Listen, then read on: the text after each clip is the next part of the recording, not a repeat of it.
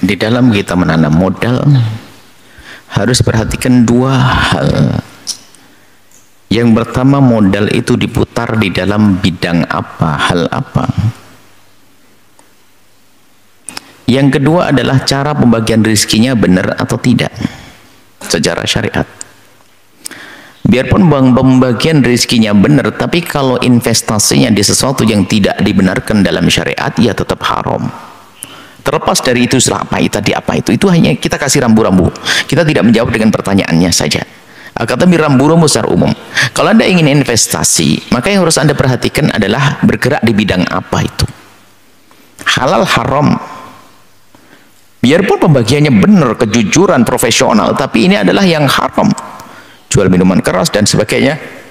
Maka ya nggak benar, biarpun pembagian rezekinya adalah benar sesuai dengan misalnya sesuai dengan yang ada dalam syariat, tapi yang dijual belikan atau bisnisnya atau investasinya bergerak di bisnisnya di bidang yang tidak dihalalkan.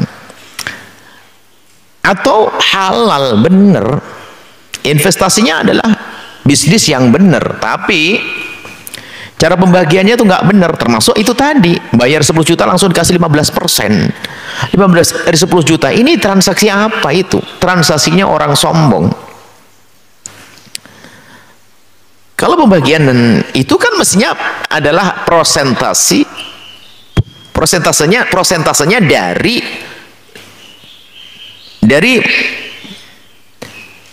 jadi keuntungan kita. Jadi dari keuntungan kita mendapat berapa persen. Kalau nggak ada keuntungan kita nggak dapat.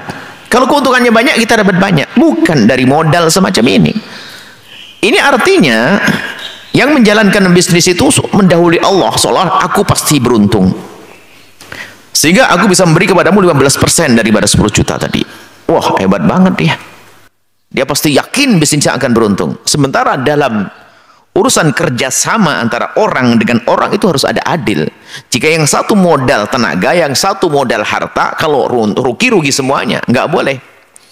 Artinya begini, kalau memang yang menjalankan bisnis tersebut harus memberikan kepada sang penanam modal keuntungan, biarpun mereka tidak untung, namanya zalim juga. Maka nggak dibenarkan semacam itu. Kalau 10%, 15% dari 10 juta tersebut, nggak dibenarkan yang demikian itu. Berarti kan 15% berarti 150 ribu. Dipastikan nggak boleh. Jadi hindarilah bisnis-bisnis semacam itu. Tapi kalau pengen benar gimana? Pertama lihat bisnisnya benar atau tidak. Kemudian setelah itu pembagiannya bagaimana? Pembagiannya adalah kita mendapatkan, seperti kita punya saham di situ. Saya mendapatkan bagian daripada persentase keuntungan. Setiap keuntungan saya dapat 2%, 3%. Oke. Kalau nggak untung nggak dapat. Seperti itu. Jadi adil dalam Islam itu indah. Semua pebisnis kalau ngerti tujuannya adalah pasti lebih senang dengan ini semuanya. Karena nggak ada yang dirugikan dong. Kalau rugi semuanya dong. Kalau rugi semuanya, nggak boleh zalim dalam Islam itu. Itulah indahnya dalam bertransaksi di dalam Islam. Cuman kadang orang Islam itu pun karena tamaknya langsung dapat 1, lihat bakal dibohongi nanti. Sekarang dia urusan dengan orang sombong, tiba-tiba duit hilang, 10 juta hilang. Karena dia 10 juta dapat 15%, nambah lagi 10 juta, dapat 100 juta, pas masuk 100 juta, kurang. Saya kasih 1 miliar, pertama dapat untung luar biasa, besok hilang. Nasib.